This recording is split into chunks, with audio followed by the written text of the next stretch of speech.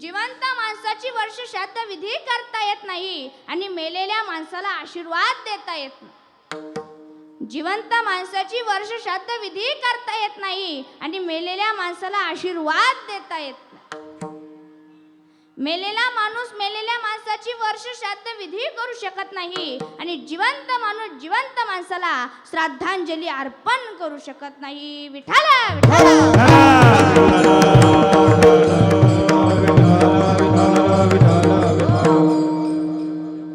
अन्न सर्वांना हवं आहे, पण शेतात कष्ट करावे असं कोणालाच वाटत नाही. पाणी सर्वांना हवं आहे, पण ते पाणी अडवावं जिरवावं असं कोणालाच वाटत नाही. सावली सर्वांना हवी आहे, पण ते झाडे लावावीत वाढवावीत असं कोणालाच वाटत नाही. सून सर्वांना हवी आहे, पण आपल्याला मुलगी व्हावी असं कोणालाच वाटत नाही. त्याचप्रमाणे अगदी त्याचप्रमाणे मरायचं सर्वांनाच आहे, पण मरावंसं कोणालाच वाटत नाही. माणसाला मरावंसं वाटतच नाही, पण माणसाला मरावंच लागतं आणि मरावंच लागतं. कारण हा मृत्यू लोक आहे आणि या मृत्यू लोकात मरावंच लागतं. विठाला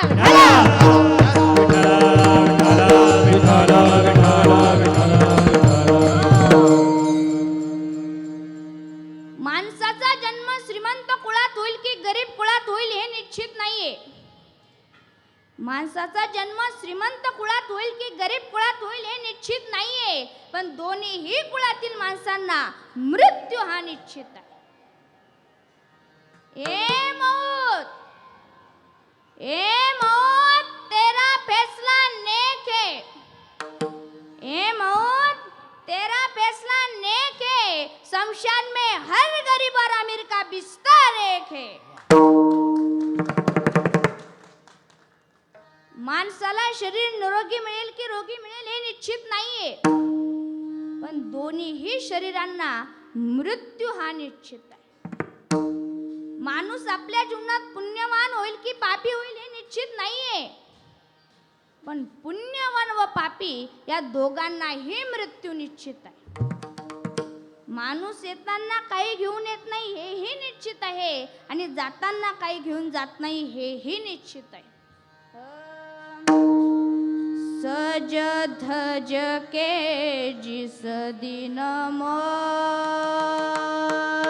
की, सज धज के जिस दिन मौत की, सहजादी आएगी, सहजादी आएगी, ना सोना काम आएगा ना चांदी आएगी, ना सोना काम आएगा ना चांदी आएगी, ना सोना काम आएगा ना चांदी आएगी, ना सोना काम आएगा ना चांदी आएगी. छोटा सा तू कितने बड़े अरमान है तेरे, अरमान है तेरे. मिट्टी का तू सोने के सब सामान है तेरे. मिट्टी की काया मिट्टी में जिस दिन मिल जाएगी, जिस दिन मिल जाएगी, ना सोना काम आएगा ना चांदी आएगी, ना सोना काम आएगा ना चांदी आएगी.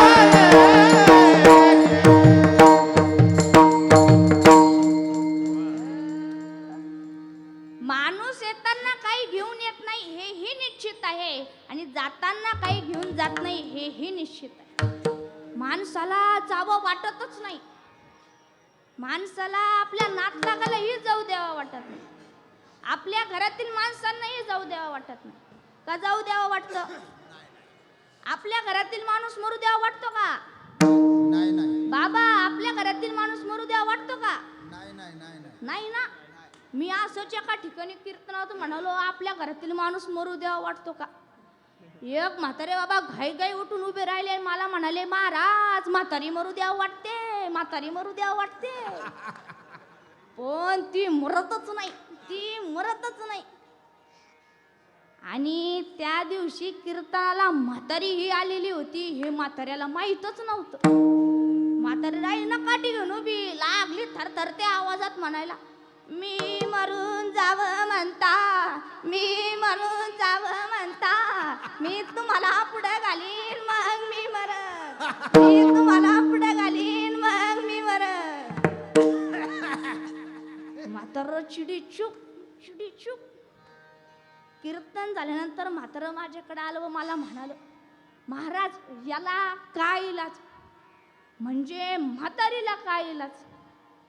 मी म्हटलं बाबा तरुणपणी म्हातारी तुम्ही 2-3 वेळेस फटकावली असती ना मग जमलं असतं, पण आता काही इलाज नाही. ते बाबा मला म्हणाले महाराज म्हातारीनंच मला तरुणपणी 2-3 वेळेस फटकावलं होतं. मी म्हटलं जमलं रे बाबा विठाला.